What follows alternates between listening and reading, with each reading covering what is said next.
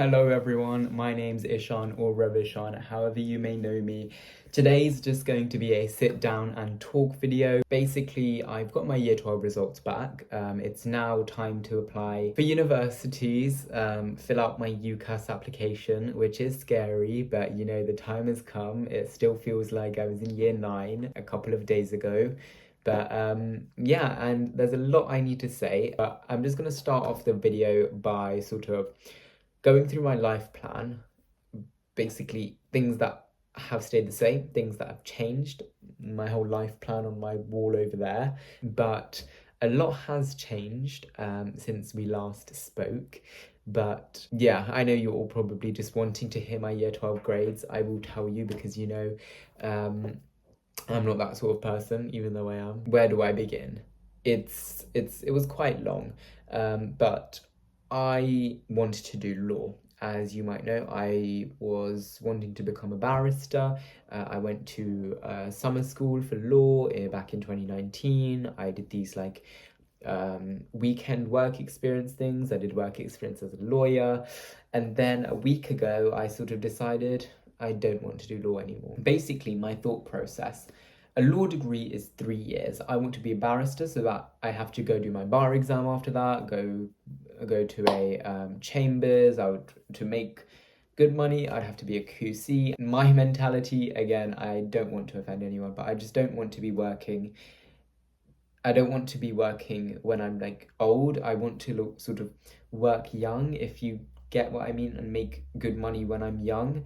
And yeah, sure, I would like to be a barrister. That's my dream, but I don't think it would satisfy me I'm just going to be as honest as possible. But I could be a solicitor.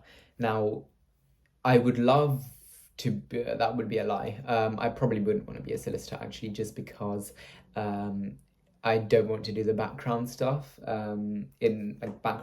stuff of law.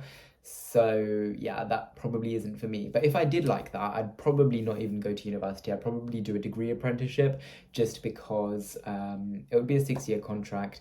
I'd be earning 27 grand plus X amount of year, and I'd get my degree. But you know, I'm not doing that, and I've switched and I want to do business. So yeah, it's a complete opposite, but I feel like it ties into what I'm doing at the moment. I think I'm more business minded. I feel like I'd get more use of a business degree, I guess. But I think I do want to take a gap year to see where that gets me. If I do start something in that gap year, I'd probably continue it. If not, I'd probably go to university. Another life update, I'm applying to the US and the UK, so double applications for me, which is scary. But you know, Harvard, here we come. Probably won't get in with that 1% acceptance rate for international students, but you know, I might as well try. A bit of scenery update. I'm currently in Slovakia in my hut, but I do have an exciting opportunity for you. Basically, Immerse Education are going to be holding an essay competition. Now, this essay competition is open to anyone who is a student aged 13 to 18 years old. And the first prize is a 100% scholarship towards one of the courses at Oxford, Cambridge, London, Sydney. And these courses include business management, what I'm going to be doing this summer, also medicine, architecture, and so many more. There are various essay subjects. For example, law, something that I was interested in. Now, the deadline is on the 31st of August. So what I'd recommend doing is start prepping early for that essay, and I'm sure you can smash it. The runners-up will also win a 75% scholarship for the course. So again, it's definitely worth it, especially for that experience. Now, a bit about the course. I'm doing it in summer. It's a 2-week residential course. Yes, you get to stay. For example, I'm going to Oxford. I get to stay in one of the colleges, and the best thing about it, in my opinion, is that you have Oxbridge tutors who are actually teaching you.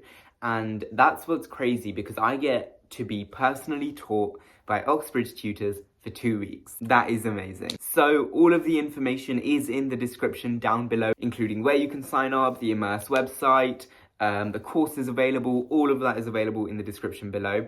I'm also going to be making a video in summer documenting my time at Oxford University doing the business management course. So good luck for everyone applying for this essay competition, you will do amazing. So let's just start off with my year 12 not mock, AS grades. Basically, AS was gotten rid of. Some schools do it, but most schools don't do AS anymore. So we didn't do AS, but these sort of count as our AS grades. So I'll run you through my percentages. We don't actually know our grades because our year 12 grades don't matter. It's our UCAS predictions that are the ones that matter. And I'm hoping these sum up my predictions. These are my predictions. What I really want is an A-star AA. That will allow me to go to UK unis if I get in, but I don't think it will cut it for American unis. For American unis, I'd want an A-star, A-star A, or an A-star, A-star, A-star, which will be hard work, but I don't know if I'd be able to do it. Anyway, so I do 3 A-levels plus an EPQ. EPQ is a bit different. I probably won't go into that in this video, but let's just start. So my best subject, I'd say, was French this year. French, I got 84%. Now, we aren't given grade boundaries. I feel like that's an A. I have a feeling it's an A, but I'm hoping it's an A-star for UCAS predictions. I really want to get the A-star in French, just because, I think I deserve it. I definitely know I could have gotten 89%. I just messed up in my essay because I didn't do a balanced argument. So I'm hoping I get predicted an A-star in UCAS for French. The next subject is Latin. Latin was probably a really, really hard exam that pushed me to the brim. And I think I got 79%. Or was it 80%? 79%, I'd say. 80% in one of them, 76% in the other, or something like that. Now, for Latin, that was hard. Now, in recent grade boundaries, it has been 70-something% for an A-star. So hopefully I can get an A-star for Latin, but,